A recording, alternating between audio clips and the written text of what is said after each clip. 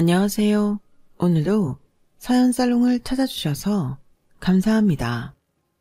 대학생 아들을 키우고 있는 40대 여성입니다. 저희 부부한테는 저희가 낳은 아들 외에 자식 같은 딸이 하나 더 있어요. 호적상으로는 남편의 여동생으로 되어 있으니 정확히는 제게 시누이가 되는 사이죠. 그런데 사실 시누이와 남편은 피 한 방울 안 섞인 남남이에요. 그런데도 저희 시부모님 때부터 저희 부부에 이르기까지 25년 가까이 가족으로 지내고 있습니다. 몇 년 전엔 시누이가 급성 백혈병으로 골수 이식을 받게 되었는데요. 아이러니하게도 절망적인 그 순간에 기적 같은 일이 일어났지 뭡니까? 사실 그동안 저희 부부가 대가를 바라고 어린 시누이를 맡아 키웠던 건 아니었지만 결과적으로는 은혜 갚은 까치덕을 보게 되었네요.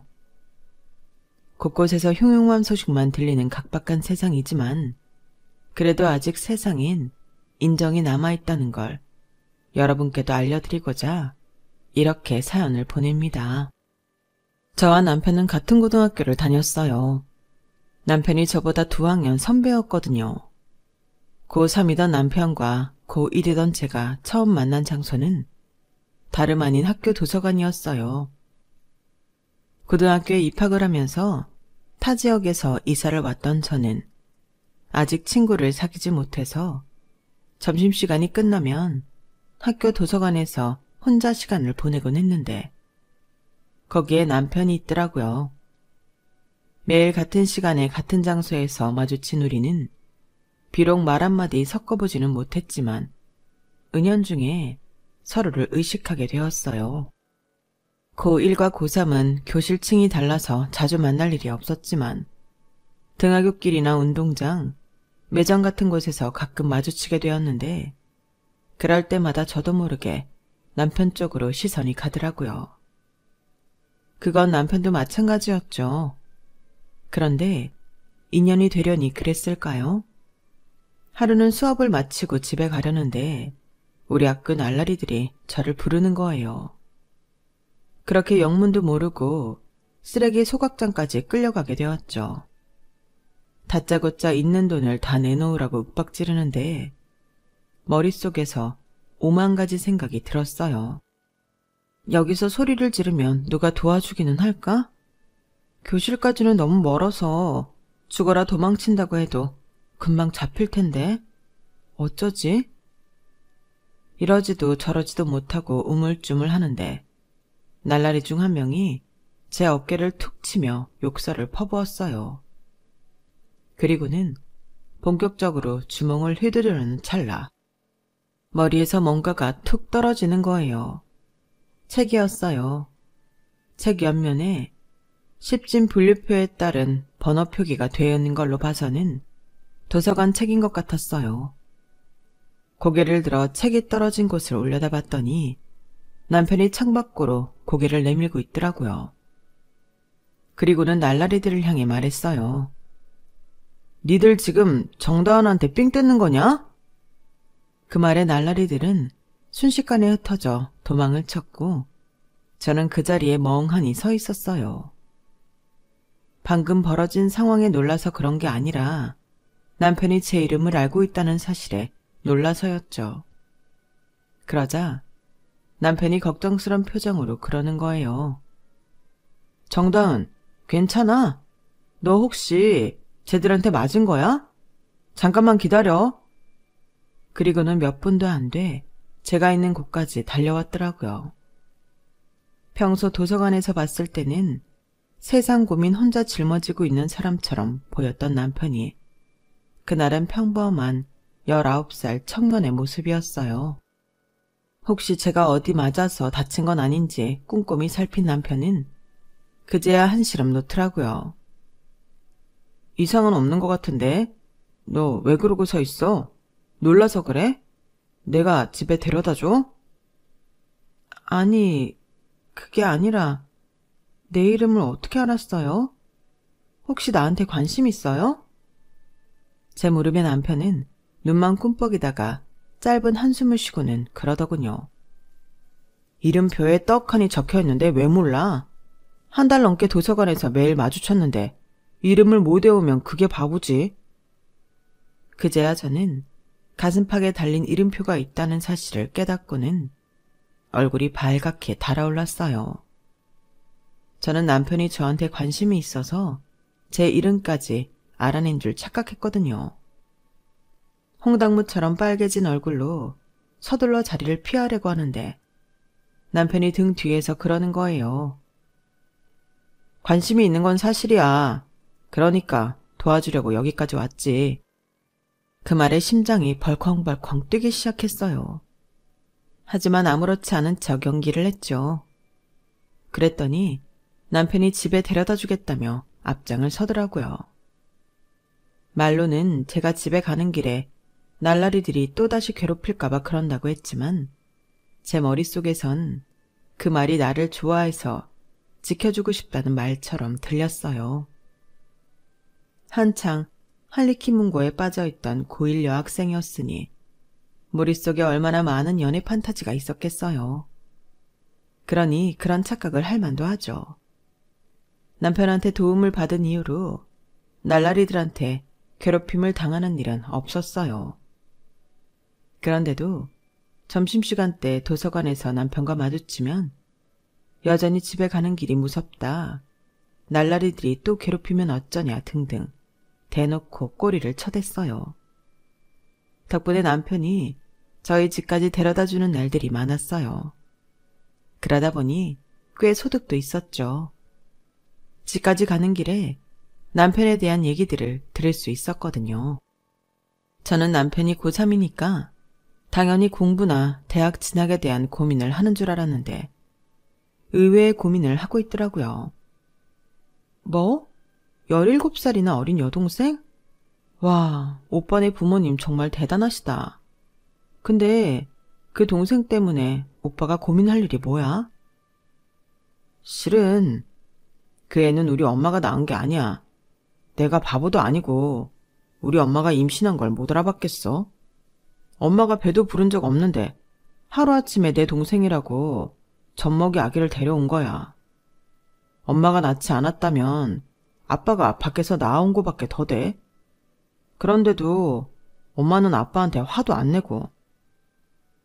솔직히 내가 엄마라면 당장 아빠랑 이혼할 텐데 말이야. 그런 생각을 하다 보니까 동생 우는 소리만 들려도 화가 나더라고. 그런데 어떻게 그 애를 동생으로 받아들일 수가 있겠냐고.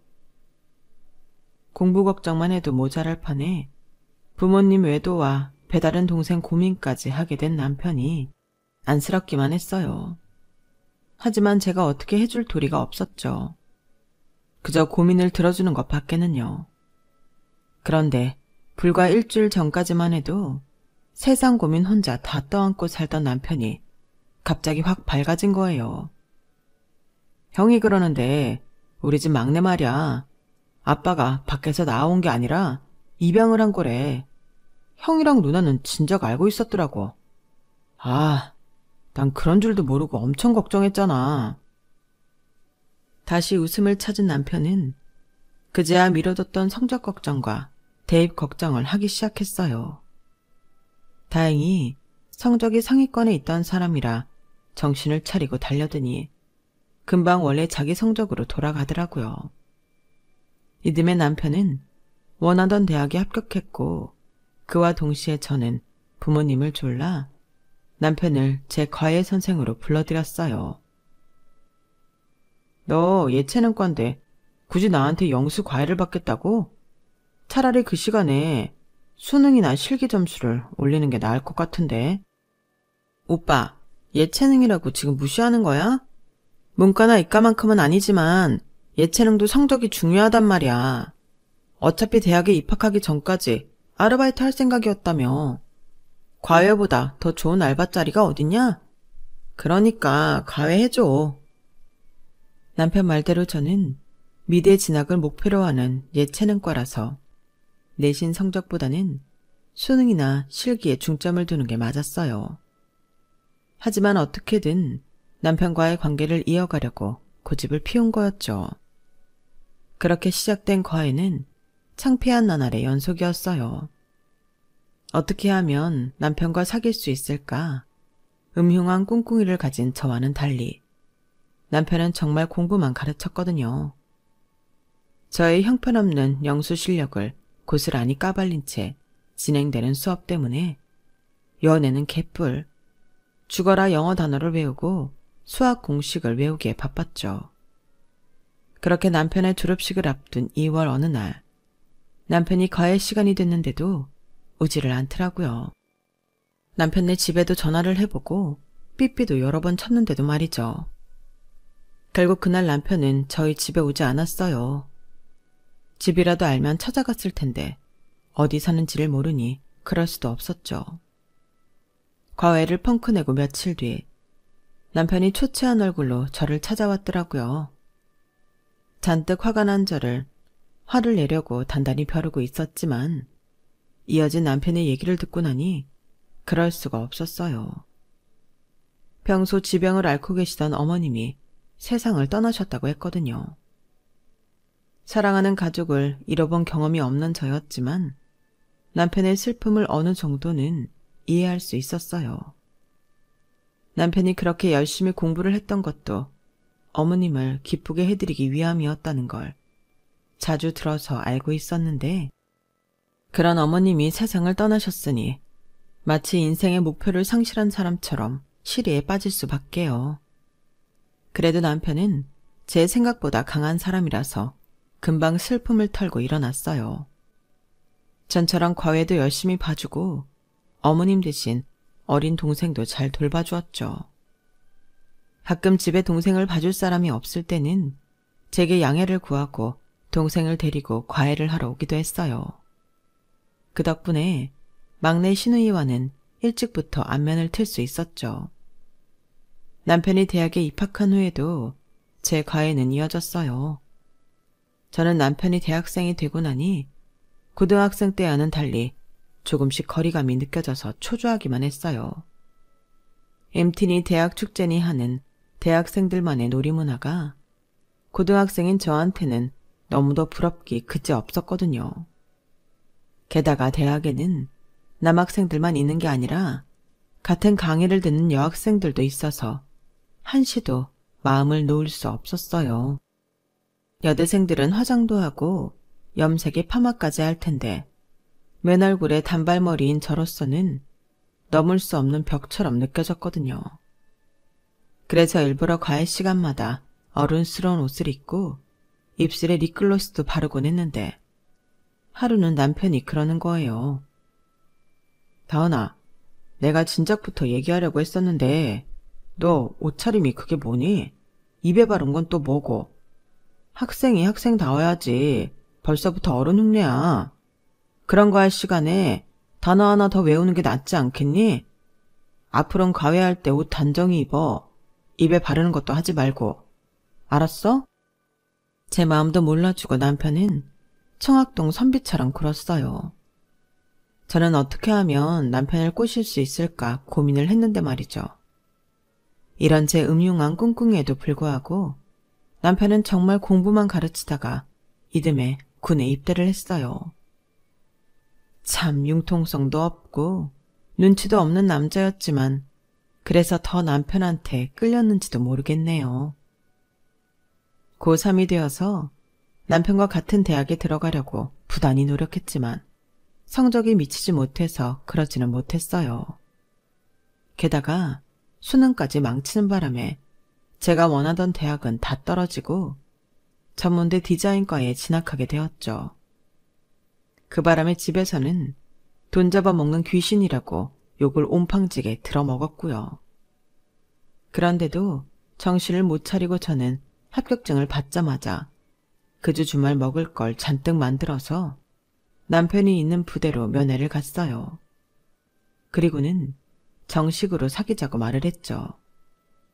남들은 남자가 군에 가면 고무신을 거꾸로 신는다는데 저는 제 발로 고무신을 신겠다고 자처하고 나선 셈이었죠. 그동안 저랑 오랜 기간을 함께하면서 정이 들었던 탓인지 아니면 군대라는 특수 상황 때문에 그랬는지 몰라도 평소 같지 않게 남편이 순순히 그러자고 하더라고요. 그렇게 저는 고1 때 만난 남편과 그렇게 바라던 연인이 되었어요. 부대로 편지도 열심히 써서 보내고 면회도 빠지지 않고 갔어요. 남편이 휴가 때 나오면 그 며칠을 시간 단위로 쪼개가며 함께 보내곤 했고요. 남편도 저도 서로가 첫 연애 상대였기 때문에 모든 처음을 함께 할 수 있었어요. 둘 다 서툴고 어색하긴 했지만 하나하나 우리 손으로 만들어간다는 기분이 들어서 내 옆에 이 사람 말고 다른 사람이 있다는 건 상상도 할 수 없었죠. 전문대를 졸업하고 광고회사에 웹 디자이너로 취직한 저는 남편보다 먼저 사회생활을 시작했어요. 비록 나이는 2살 어렸지만 사회생활을 먼저 해서 그런가 제 눈에는 남편이 어리게만 보이더라고요. 데이트할 때도 사회인답게 신용카드로 계산을 해보이면서 얼마나 놀렸나 몰라요. 남편과 데이트를 할 때면 종종 막내 시누이가 따라 나오기도 했는데 엄마 없이 자라는 게 가여워서 머리 피니며 학용품을 사서 안겨주곤 했어요. 그러다 보니 막내 시누이도 저를 잘 따르게 되었고요. 그렇게 알콩달콩 연애하는 사이 남편도 대학을 졸업하게 됐고 저와는 비교도 안 될 만큼 좋은 회사에 취직하게 되었어요. 그 차이를 확인하고 나니 이래서 다들 좋은 대학에 들어가려고 하나 보다 싶더군요. 둘 다 번듯한 직장도 있고 결혼을 생각해야 할 나이가 되자 은근히 프로포즈를 기대하게 되었어요. 같이 놀던 친구들이 하나둘 결혼을 해서 더 조급함을 느꼈는지도 모르겠네요. 그런데 이 인간이 어떻게 된 게 결혼 얘기를 꺼낼 생각도 않는 거예요. 매번 제가 먼저 대시하고 손 내밀고 했더니 버릇이 된 건지 아니면 저랑은 결혼할 마음이 없는 건지 정말 자존심이 상했어요. 그러던 차 주말에 만나 영화를 보고 부대찌개를 먹으러 갔는데 순간 울컥해서 눈물이 나는 거예요. 느닷없는 제 울음에 남편은 난감해했고 주변 테이블에선 사람들이 힐끔거리며 우리 두 사람을 쳐다봤어요. 다은아, 너 갑자기 왜 그래? 오빠, 아무래도 나 더는 못하겠어. 우리 그만 만나자. 갑작스런 폭탄 선언의 남편은 얼이 빠진 채 멍하게 저를 바라봤어요. 저는 들고 있던 숟가락을 내려놓고 가게를 나와버렸죠. 잠시 뒤 계산을 마친 남편이 달려나오더군요. 야, 너 왜 이러는 거야? 부대찌개 먹다가 갑자기 헤어지자니. 왜? 네가 먹고 싶다는 파스타 안 먹었다고 이러는 거야? 그렇게 부대찌개가 먹기 싫었으면 말을 해야 할 거 아니야. 이 멍청아, 넌 내가 그깟 먹을 것 때문에 이러는 줄 알아? 정민이, 수영이, 가은이 다 결혼했어. 내 친구들 중에 아직까지 결혼 안 한 건 나 하나뿐이라고. 너 나랑 결혼할 생각은 있는 거니? 데리고 놀다가 결혼은 조건 좋은 다른 여자 만나서 하려는 거 아니고? 내가 매번 너한테 먼저 손 내미니까 내가 우스워 보이지? 그래서 나한테 이러는 거지. 말해봐, 이 자식아. 그러자 남편이 말없이 택시를 잡더니 저를 태웠어요. 그리고는 기사님한테 저희 집 위치를 말하고는 잘 데려다 달라며 차비를 미리 내더라고요. 그렇게 저는 남편이 잡아준 택시를 타고 혼자 집으로 왔어요. 그때 이제 정말 끝났구나 하는 생각을 했어요.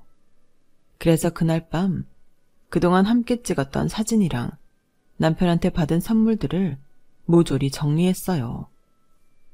그런데 그 일이 있고 며칠 뒤 남편이 퇴근 시간에 맞춰 저희 회사 앞으로 왔지 뭐예요.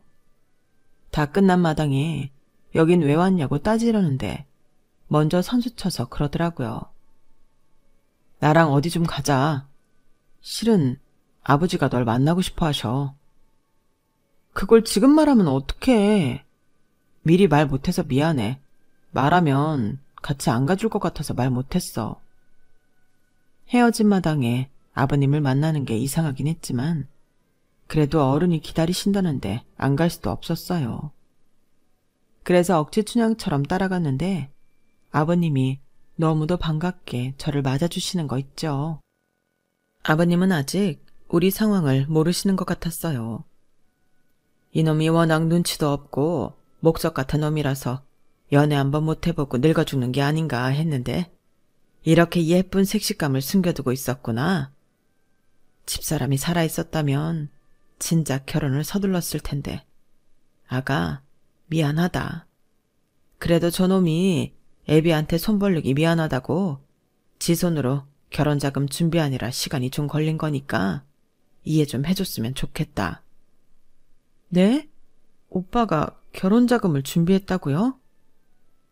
워낙 말수가 적은 사람이라 잘 몰랐는데 남편은 지금까지 저를 만나면서 결혼 자금을 모아왔던 모양이었어요. 올해 말이면 적금이 만기가 돼서 그때 청혼을 하려고 했었는데 제가 그걸 못 참고 먼저 헤어지자는 말을 해버린 거였죠. 솔직히 반가운 마음 반, 서운한 마음 반이었어요. 아니, 그렇게 중요한 일을 미리 언지를 좀 주면 어디 덧나나요? 꼭 사람 가지고 노는 것도 아니고 진을 다 빼놓고 감동을 주면 저만 이상한 사람처럼 보이잖아요. 살짝 열받기는 했지만 그래도 아버님이 달래주셔서 헤어지자는 말은 그 자리에서 쏙 들어가 버리고 말았어요. 그렇게 우여곡절 끝에 결혼하게 된 우리는 시댁 근처에 신혼집을 얻었어요. 아무래도 어린 시누이가 있어서 챙겨줘야 할 것들이 많았거든요. 아주버님 내에도 그렇고 시누이들도 그렇고 막내 시누이한테는 전혀 신경을 쓰지 않아서 보기 안쓰러워 내린 결정이었죠. 사춘기에 접어든 시누이는 또래들보다 체구가 작았어요. 남편 말로는 어릴 때부터 몸이 좀 약해서 잔병 치레를 많이 했다고 하더군요. 그래도 워낙 어릴 때부터 저랑 보고 자라 그런가 다른 식구들보다 저를 잘 따랐어요. 그러다 보니 시누이 학교에 갈 일이 생기면 아버님 대신 제가 가는 일이 많았어요. 시누이는 글 쓰는 재능이 있어서 교내외 백일장에서 크고 작은 상들을 많이 타오곤 했어요.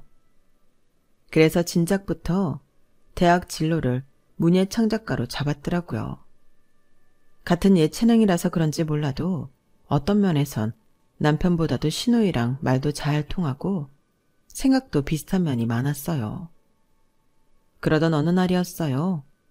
아버님이 지인들과 약주를 한잔 하셨는지 술 냄새를 풍기시며 저희 집에 찾아오셨더라고요. 점퍼 속에 붕어빵을 한 봉지 넣고서 말이죠. 막내 며느리 주려고 산 건데 식을까봐 꼭 끌어안고 오셨다며 봉지를 건네시는데 순간 울컥하더라고요. 꿀물을 타드리려고 잠깐 앉아 계시라고 했는데 아버님이 한숨을 푹 쉬시면서 그러시는 거예요. 아가, 만약에 말이다. 혹시라도 내가 세상을 뜨게 되면 우리 유영이를 너희가 좀 맡아줄 수 있겠니? 이제 나도 나이가 들어서 그런가 자꾸 약한 생각이 들어서 말이다.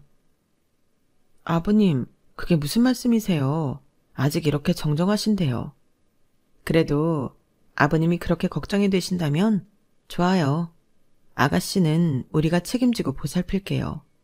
그러니까 아무 걱정 마세요. 고맙다, 아가. 사실 유영이는 말이다. 아버님은 제 대답에 기분이 좋으셨는지 그동안 자식들한테도 감춰두었던 말씀을 하셨어요. 막내 시누이의 출생에 관한 거였죠. 시누이는 저희 시부모님이 시설에서 입양해온 아이가 아니었어요. 어머님이 지병이 있으셔서 정기적으로 병원에 검진을 받으러 다니셨는데 그때마다 택시를 모는 아버님이 어머님을 태우고 병원에 다녀오시곤 했던 모양이에요. 그런데 하루는 평소처럼 검진을 마치고 어머님과 집에 돌아오는데 차 뒷자리에서 애기 울음소리가 들리더래요. 그래서 차를 세우고 확인해 봤더니 짐가방 안에 갓난 아기가 들어있더라지 뭐예요. 집사람이랑 병원에 가던 길이었는데 웬 젊은 여자가 막무가내로 태워달라고 떼를 쓰지 뭐냐. 당시에 합승도 흔한 일이었으니까 일단 태웠지. 마침 목적지도 가까웠고 했으니까. 그런데 차에 애를 놓고 내렸을 줄 누가 알았겠냐고. 초겨울이었으니 망정이지 한겨울이나 한여름이었어 봐.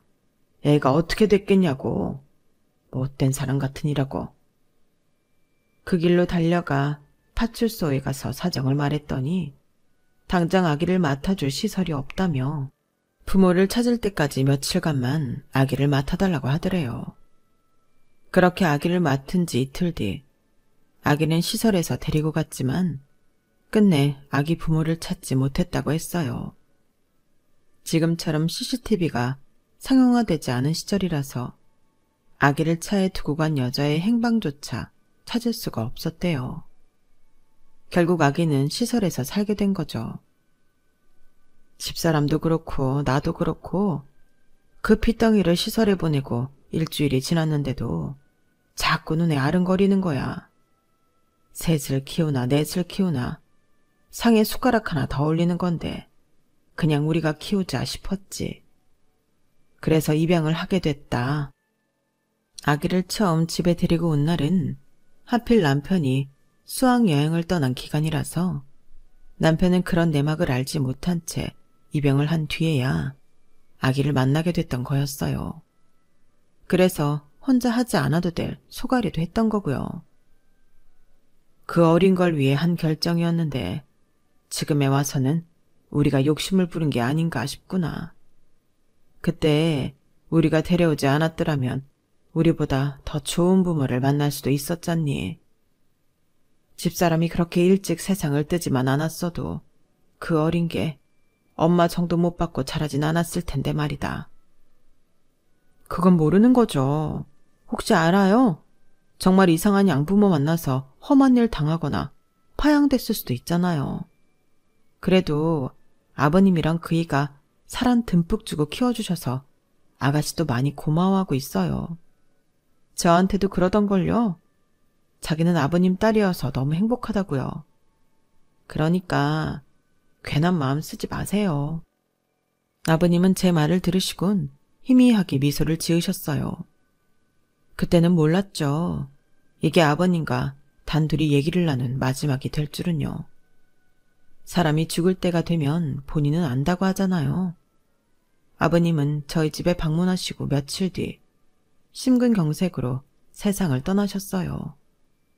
그 바람에 남편은 졸지에 고아가 되고 말았어요. 그런데 문제는 그 이후였어요. 아버님이 나름대로 유언장을 남겨두셨는데 그걸 본 아주버님과 큰 시누이가 엄청 화가 난 거예요. 사실 유언장이라고는 해도 형식도 갖춰지지 않은 종이 메모에 불과했어요.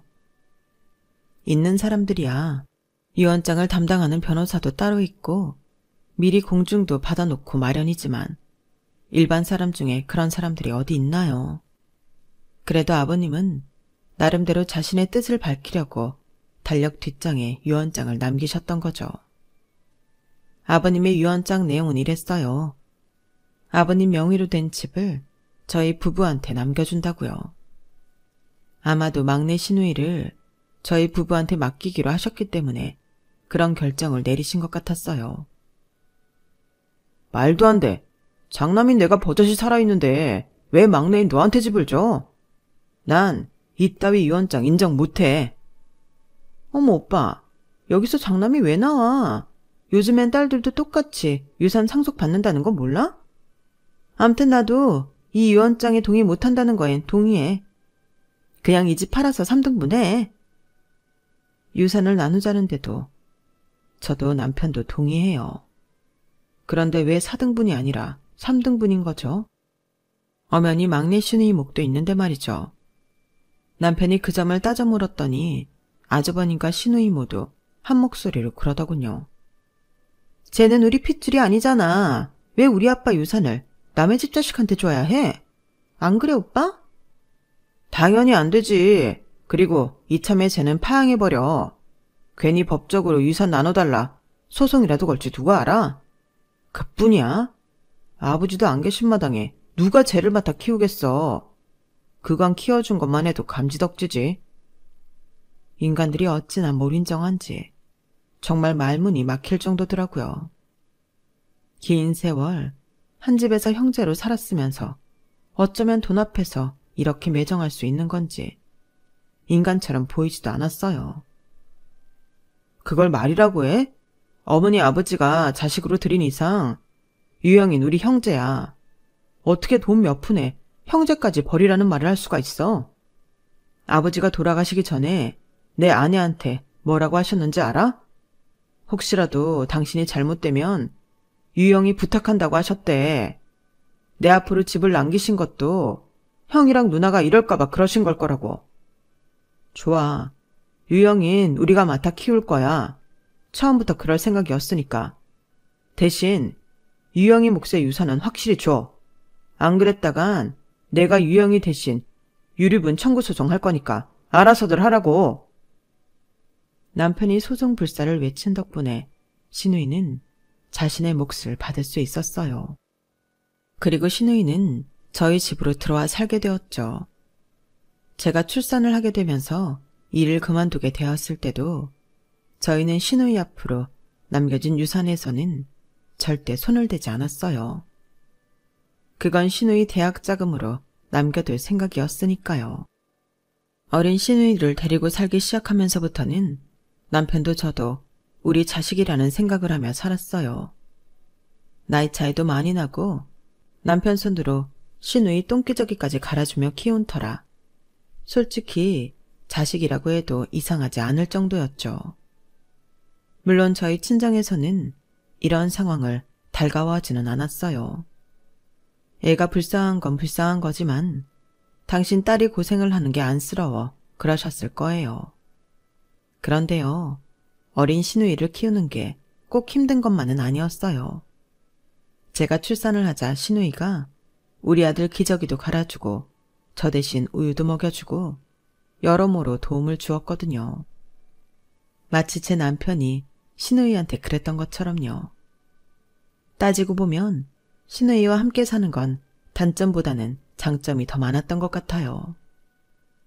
그렇게 저희 집에서 살던 신우이는 대학에 들어가면서 독립을 하게 되었어요. 신우이가 들어간 학교가 안성에 있었는데 서울까지 통학하기 힘들어서 기숙사 생활을 했거든요.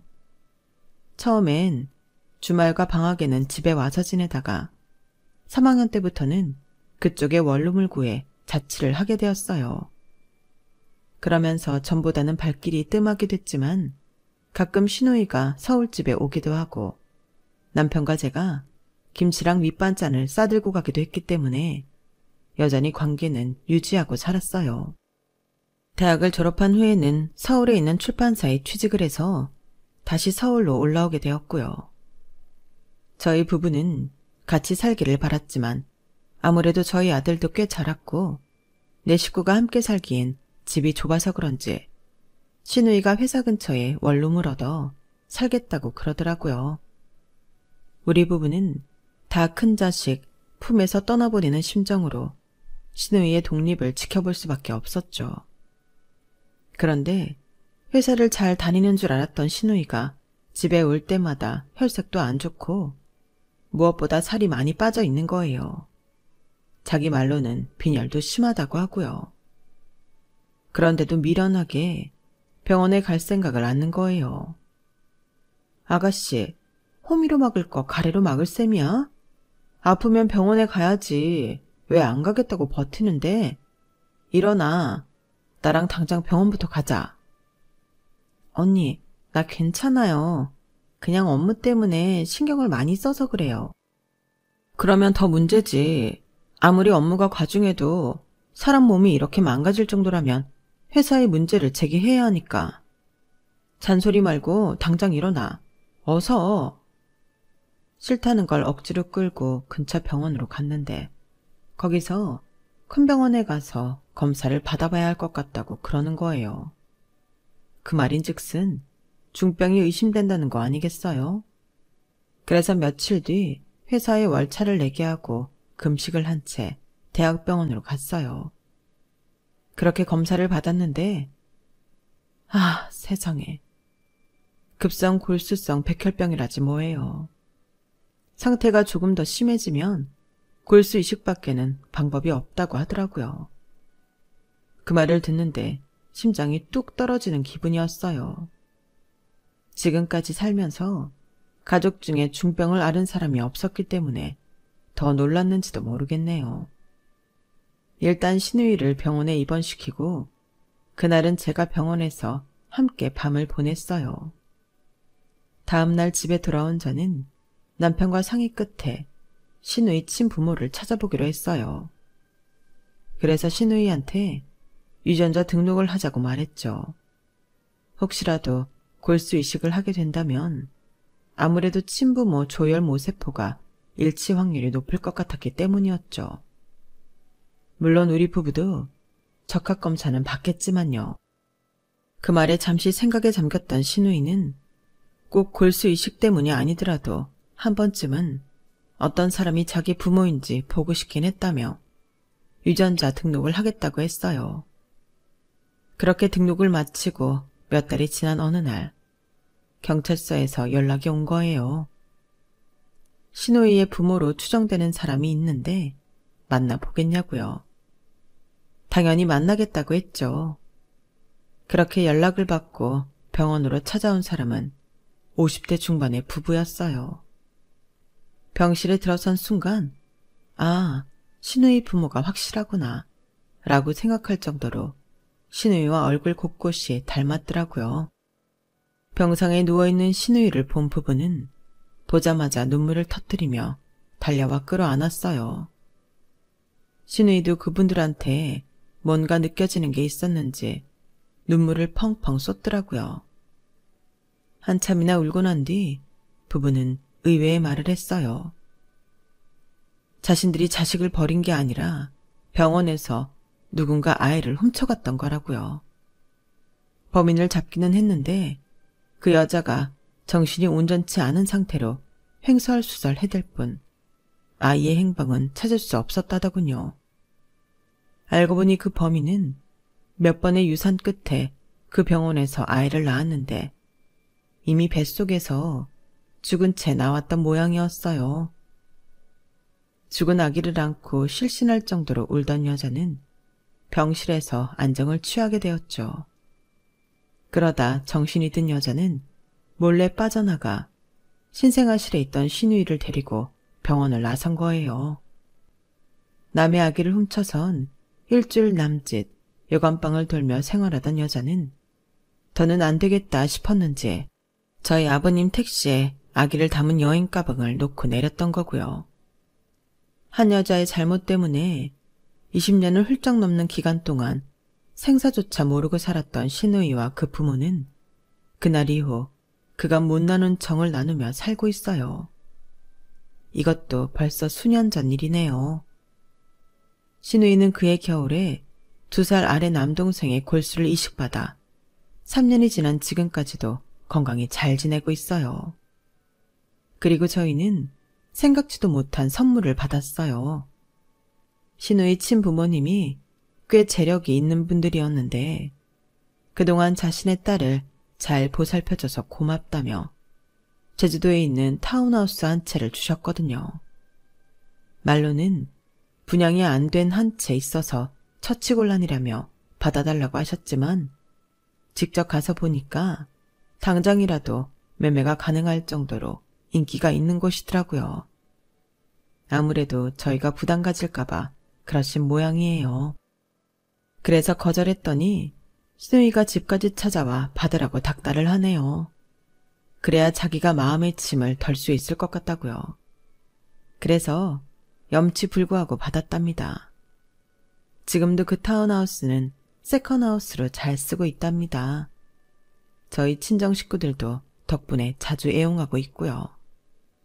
예전엔 어린 신우이 데리고 사는 걸로 속상해하셨던 친정엄마도 지금은 저희 신우이를 은혜 갚은 까치라고 부르시더라고요. 깜빡했는데 뒤늦게 저희 집 소식을 들은 아주버님과 시누이가 오랜만에 연락했더라고요. 시누이 친부모 연락처를 알려달라나 뭐라나. 안 봐도 뻔하죠. 어떻게든 한몫 챙기려고 그러는 걸 누가 모르겠어요. 그래서 모른다고 딱 잡아댔답니다. 자기들이 연락처를 알아낸다고 해도 시누이가 그 사람들한테 당한 게 있는데 순순히 그 사람들 요구를 들어주겠어요? 어림도 없지. 그러게 심보 좀 곱게 쓸 일이지. 우리 부부가 대가를 바라고 시누이를 키웠던 건 아니었지만 결과적으로는 시누이 덕분에 분에 넘치는 호사를 누리게 된 셈이잖아요. 머리 검은 짐승은 거두는 게 아니라는 말이 있긴 하지만 세상엔 은혜 갚은 까치들도 많다는 증거가 아닐까 생각합니다. 지금까지 저희 집 얘기를 들어주셔서 감사합니다. 여러분의 가정에도 항상 안녕이 가득하길 바랍니다. 여러분, 사연 댓글에 응원과 현명한 조언 부탁드려요. 좋아요와 구독은 저에게 큰 힘이 됩니다. 오늘도 좋은 일 가득하세요.